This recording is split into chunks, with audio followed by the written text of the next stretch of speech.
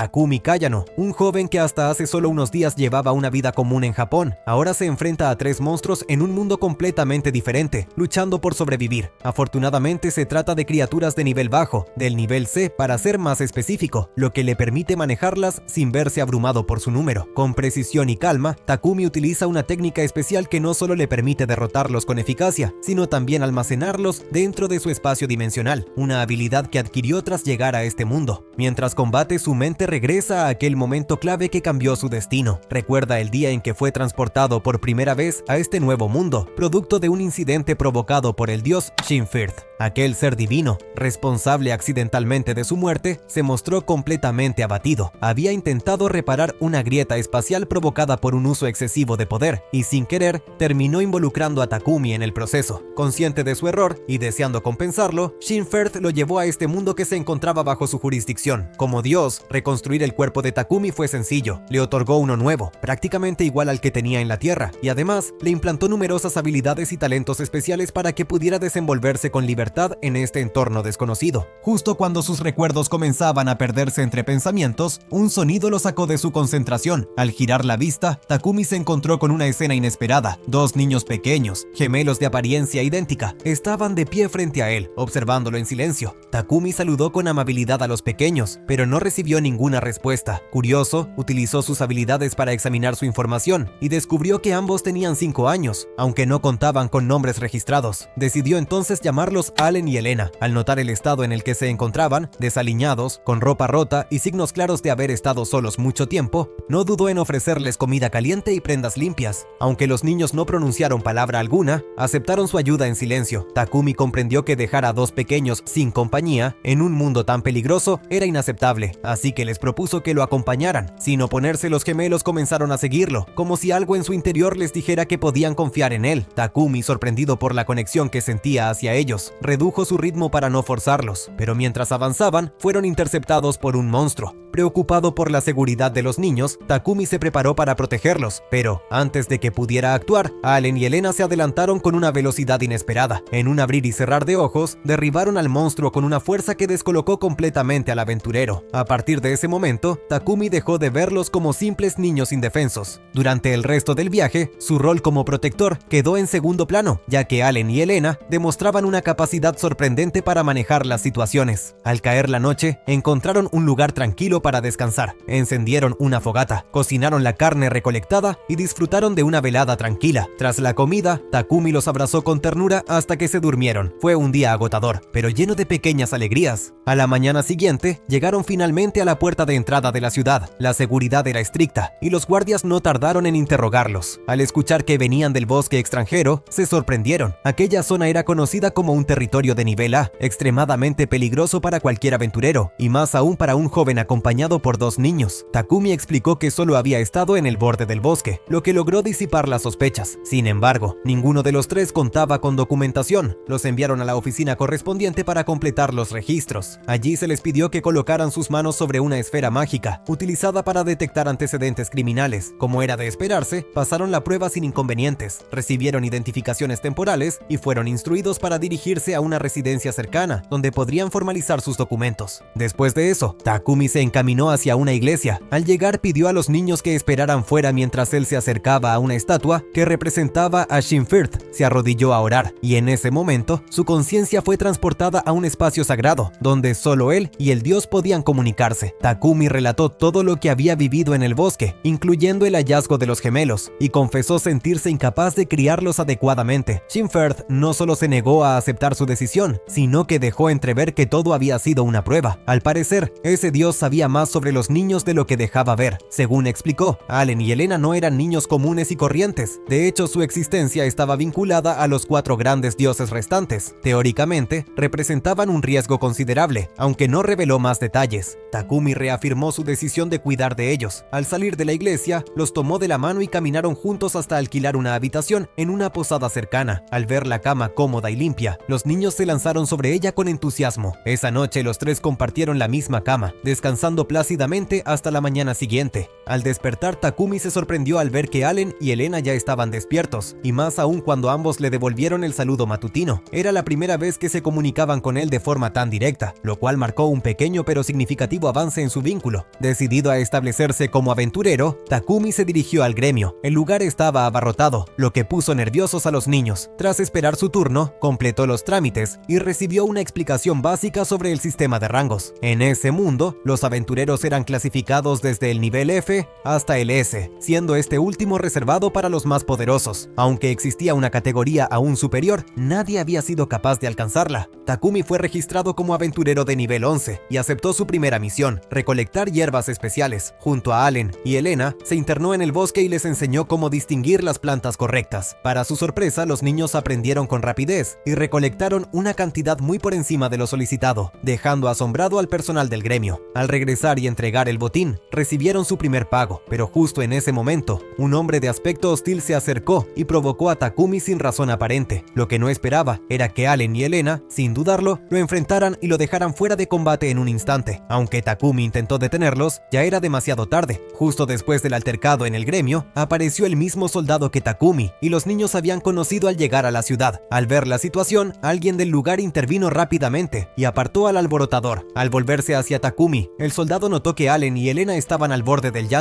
Al parecer, el tono de voz elevado durante el incidente los había asustado. Una vez que la tensión bajó, el ambiente se calmó y todos comenzaron a presentarse de nuevo. El soldado se identificó como Logan, capitán del segundo escuadrón de defensa del reino. Durante la conversación, surgió un detalle inquietante. Los niños no eran hijos de Takumi. Logan mencionó que hacía poco una caravana de esclavos había pasado por los alrededores y era posible que Allen y Elena hubiesen sido parte de ese grupo. Tal vez fueron abandonados como señuelo para distraer a los monstruos durante un ataque. A pesar de esa revelación, Takumi ya había decidido hacerse cargo de ellos y convertirse en su tutor. Desde que los encontró en el bosque, no había dudado ni un segundo en protegerlos. El gremio también tenía preguntas para Takumi. Quisieron saber si había recolectado algo de valor durante su estadía en el bosque. Resultó que sí, había obtenido una buena suma de dinero al intercambiar diversos objetos recolectados en su camino. Recién entonces recordó que Logan había ido al gremio para discutir con el líder una misión urgente, una patrulla fronteriza. Consistía en ingresar al bosque espinoso para controlar el avance de monstruos y evitar que invadieran zonas habitadas. Por falta de personal, Logan propuso que Takumi se uniera a esa patrulla. Cuando Logan presentó la solicitud formal, el líder del gremio no lo tomó en serio. Desconfiaba de Takumi, especialmente porque nunca antes había oído su nombre. Sin embargo, Logan aseguró que no se trataba de alguien común. Gracias a su recomendación, Takumi quedó registrado como parte de la misión. Con el paso de los días, él y los niños se fueron adaptando al nuevo estilo de vida. Aunque Allen y Elena eran bastante tímidos al principio, poco a poco comenzaron a abrirse más. Una mañana cualquiera, mientras desayunaban juntos en la habitación, a Takumi le vino un antojo: pasteles dulces como los que solía comer en su mundo anterior. Sin pensarlo demasiado, se dirigieron a una panadería cercana para ver si podían replicarlos. Ya en la tienda, mostró al personal unos tarros con pasteles de su mundo y preguntó si podían prepararlos. La empleada, sorprendida, fue a consultar con su padre, el maestro panadero Roider. A pesar de su experiencia, nunca se había topado con una receta así, pero aceptó el desafío. Se arremangó y junto a Takumi, Allen y Elena se pusieron a trabajar para reproducir el sabor original. Todos colaboraron con entusiasmo y el resultado superó las expectativas. Los pasteles salieron del horno con una textura y un aroma irresistibles. El panadero, encantado, preguntó si podía venderlos en su tienda, pero Takumi rechazó la propuesta con cortesía. Su intención era simplemente satisfacer un antojo, no iniciar un negocio. De cualquier forma, todos quedaron satisfechos con la experiencia. Al día siguiente, Takumi, registrado como aventurero bajo el apodo de Alas Blancas, volvió al gremio en busca de una nueva misión. El encargado le preguntó por qué no se dirigía al laberinto más cercano. Según la información del gremio, el mundo contaba con un total de 108 laberintos, y uno de ellos, de 15 niveles, se encontraba muy cerca del lugar donde se encontraban.